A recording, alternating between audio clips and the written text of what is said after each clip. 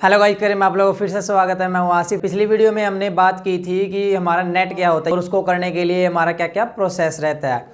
तो आज हम बात करने जा रहे हैं पैटर्न क्या होता है नेट का। तो जैसे अब नेट का पेपर पैटर्न क्या होता है, कितने क्वेश्चन आते हैं, कैसे हमारा पेपर होता है, कैसे कैसे सारी चीज़ों के बारे में बात करेंगे। तो इस वीडियो को स्किप ना करते हुए एंड तक देखना, आपके सारे के सारे डाउट्स क्लियर हो जाएंगे कि पेपर पैटर्न कैसा होता है, क्या आता है। तो चलिए स्टार्ट करते हैं। सबसे पहले हमारा क्या होता है, नेट के पेपर पैटर्न में हमारे दो पेपर होते हैं।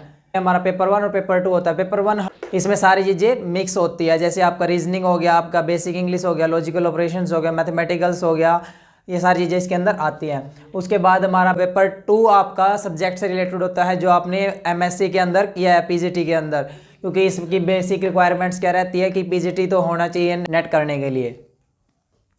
अब पेपर 1 में हमारा क्या होता है कि पेपर 1 के अंदर हमारे 50 क्वेश्चंस आते हैं और हर एक क्वेश्चन आपका 2 नंबर का होता है। उनमें से हर कोई भी नेगेटिव मार्किंग नहीं होती है और आपका सीबीटी बेस्ड होता है। सीबीटी क्या होता है, आपका कंप्यूटर बेस्ड टेस्ट होता है, जिससे पे आपको सारा का सारा जो पेपर वर्क होता है वो किस पे होता है, कंप्यूटर पे। उसमें कोई भी पेपर वर्क नहीं रहता आपका। पेपर 2 में आपके 100 क्वेश्चन होते हैं, हर क्वेश्चन आपका 2 नंबर का रहता है, उसमें भी कोई नेगेटिव मार्किंग नहीं होती। ये भी आपका सीबीटी बेस्ड होता है, computer based test.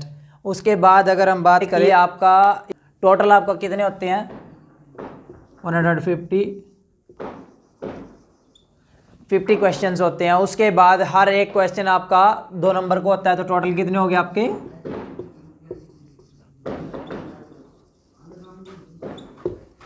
Total 300 number का आपका पेपर होता है नेट का। तो क्वालिफाई करने के लिए आपके पास मिनिमम 40% मार्क्स का आने आपके जरूरी होते हैं। अगर ये स्कोर आपने हासिल कर लिया तो आपका नेट क्लियर हो जाएगा। अब नेट क्लियर होने के बाद आपका अगर 50% से ऊपर मार्क्स आते हैं आपके प्लस में, जैसे 50 हो गया या फिर 60 हो गया, 70 हो गया, तो ये टोटल आपका फिर आपका मेरिट लिस्ट में नंबर पड़ जाता है। अगर मेरिट लिस्ट में नंबर पड़ गया तो आपकी स्कॉलरशिप आएगी पीएचडी में एनरोल करने के लिए।